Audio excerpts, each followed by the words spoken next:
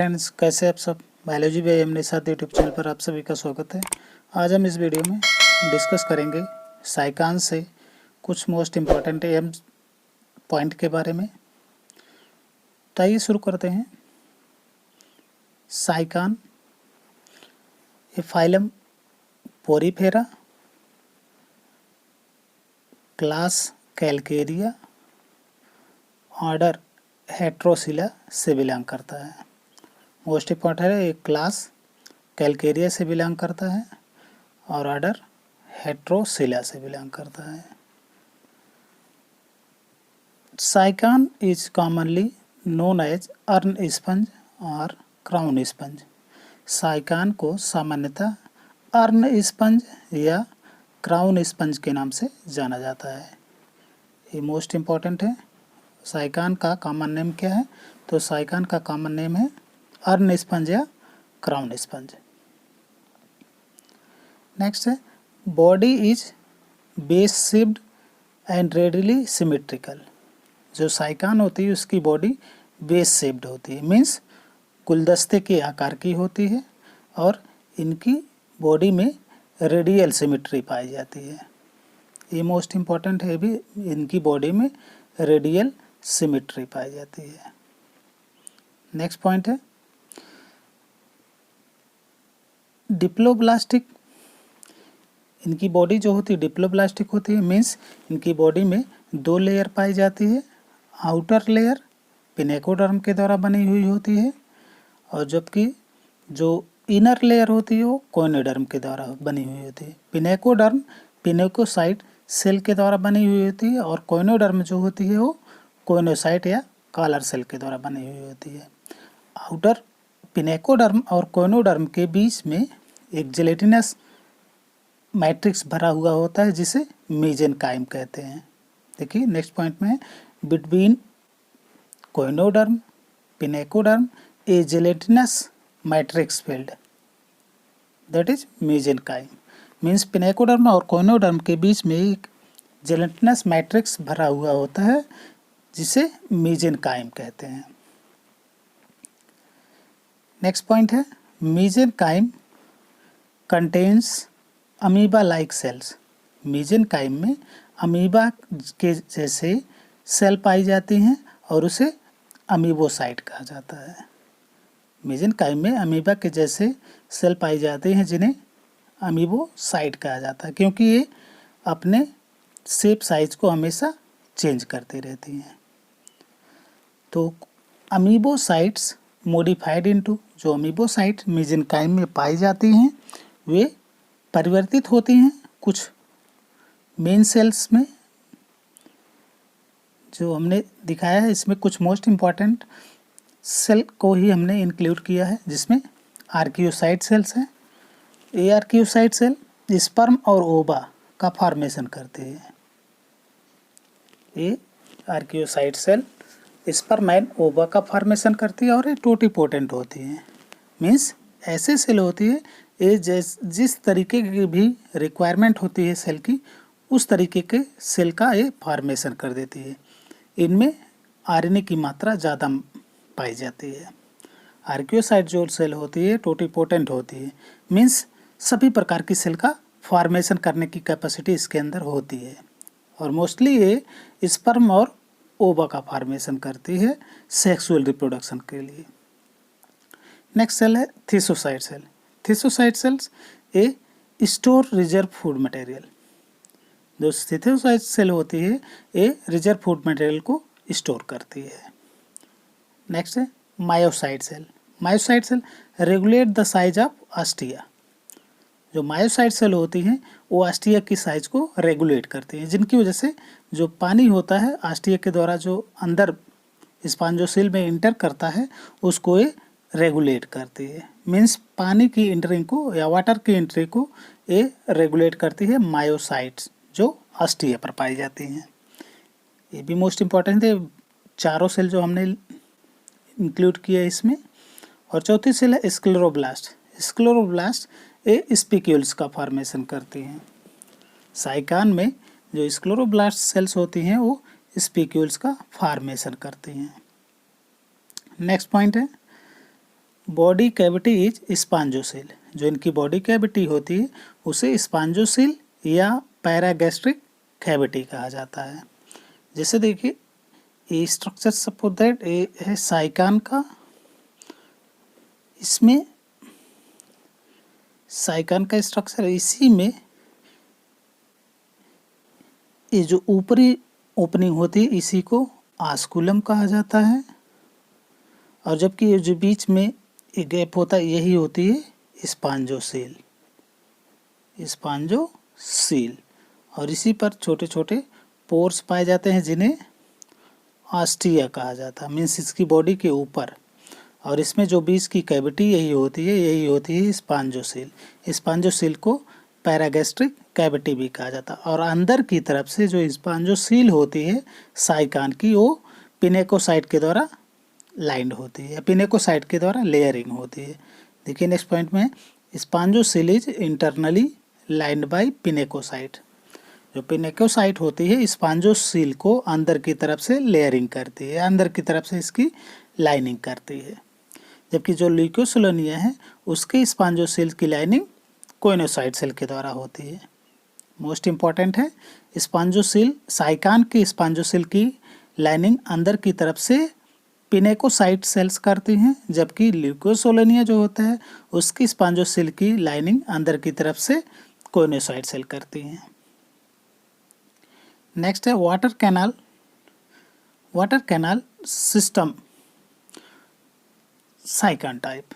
जो साइकान में water canal system होता है वो साइकान टाइप का होता है, जबकि ल्यूकोसिलोनिया में एस्कॉन टाइप का वाटर कैनाल सिस्टम पाया जाता है। और एस्कॉन टाइप का वाटर कैनाल सिस्टम जो होता है वो काफ़ी सिंपलेस्ट टाइप का वाटर कैनाल सिस्टम होता है। नेक्स्ट पॉइंट है water current of water. Current of water means जो साइकान की बॉडी में वाटर अस्थिया के द्वारा इंटर करता है, आस्कुलम के द्वारा बॉडी से बाहर निकलता है, तो किस तरीके से फ्लो होता है। तो इसमें आस्टिया के द्वारा जो छोटे छोटे इनकी बॉडी पर छोटे छोटे पोर पाए जाते हैं उन्हें आस्टिया कहा जाता है, और इसी आस्टिया के द्वारा पानी इंटर करता है साइकान की बॉडी के अंदर। आस्टिया से इनकरेंट कैनाल में जाता है, और इनकरेंट कैनाल से प्रोसोपाइल के द्वारा ये रेडियल कैनाल में जाता है, और रेडियल कैनाल से एपोपाइल्स के द्वारा ये स्पॉन्जोसेल में जाता है, और स्पॉन्जोसेल से फिर ये आस्कुलम के द्वारा बॉडी से बाहर निकल जाता है। तो ये जो पैथ होता है सर्कुलेशन का वाटर का वो आस्टिया से इनकरेंट कैनाल, इनकरेंट कैनाल से रेडियल कैनाल, रेडियल कैनाल से स्पॉन्जोसेल, और स्पॉन्जोसेल से आस्कुलम। ये भी मोस्ट इम्पॉर्टेंट है, एग्जाम में सीक्वेंस पूछा जाता है maximum. Ostia, incurrent canal, radial canal, spongocoel, और आस्कुलम से बॉडी से बाहर हो जाता है पानी। नेक्स्ट है water circulation help in nutrition, respiration, excretion and reproduction. जो इनमें वाटर सर्कुलेशन होता है, वाटर का सर्कुलेशन होता है वाटर कैनाल के थ्रू, वो मदद करता है न्यूट्रिशन में, पोषण में, रिस्पायरेशन श्वसन में, एक्सक्रीशन उत्सर्जन में, और जनन में। वाटर सर्कुलेशन जो होता है वो मदद करता है पोषण करने में, इनके श्वसन लेने करने में, इनके एक्सक्रीशन करने में, उत्सर्जन करने में, और जनन करने में मदद करता है।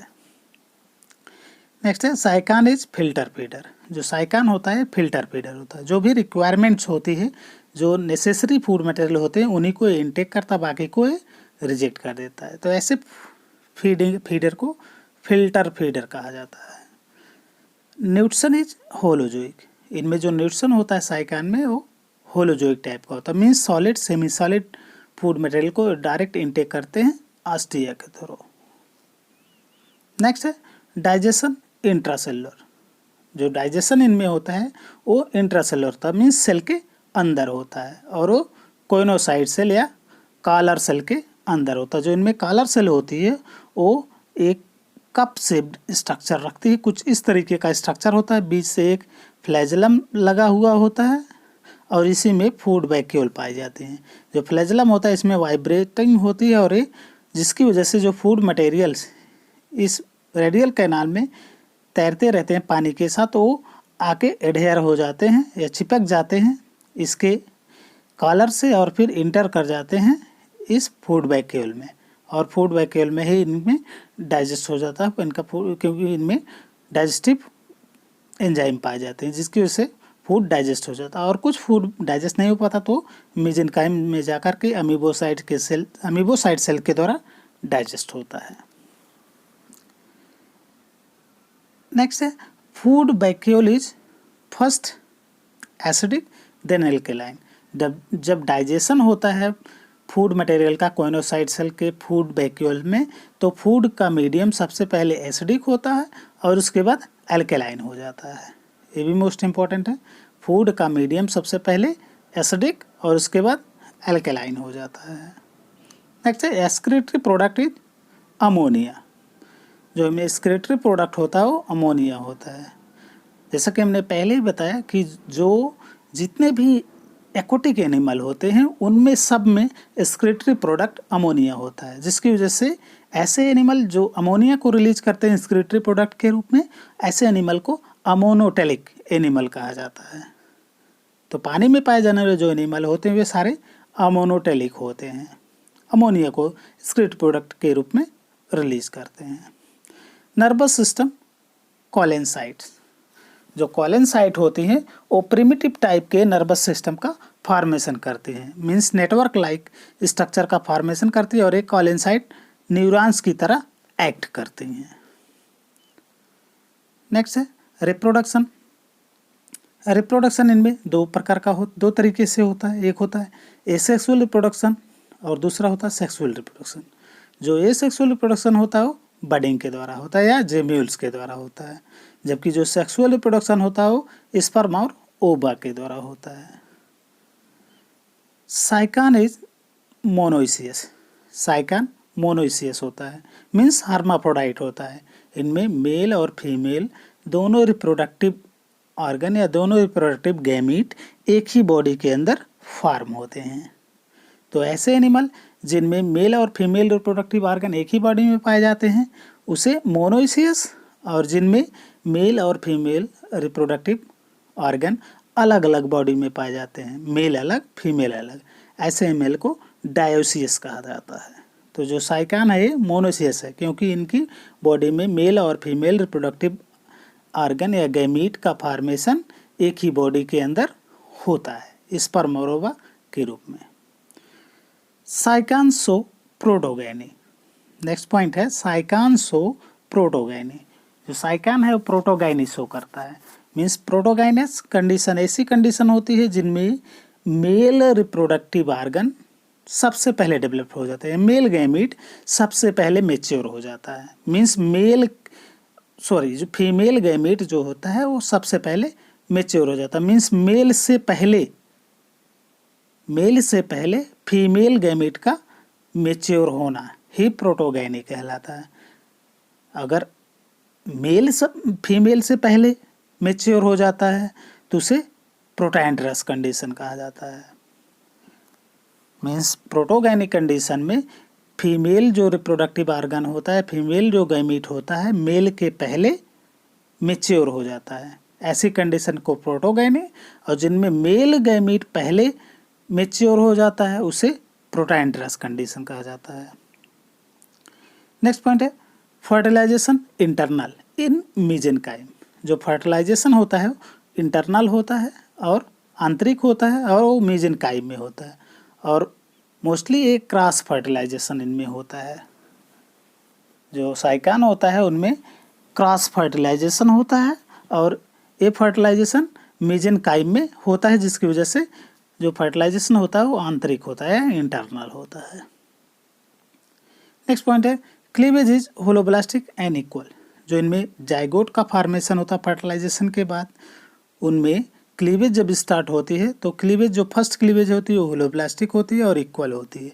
मीन्स जो जाइगोट होता है ये दो बराबर भागों में डिवाइड होता है, तो दो भाग में डिवाइड होने की प्रक्रिया को होलोब्लास्टिक और दो बराबर भागों में इक्वल पार्ट में डिवाइड होता है, जिसकी वजह से क्लीवेज जो होता है वो होलोब्लास्टिक एंड इक्वल कहलाता है।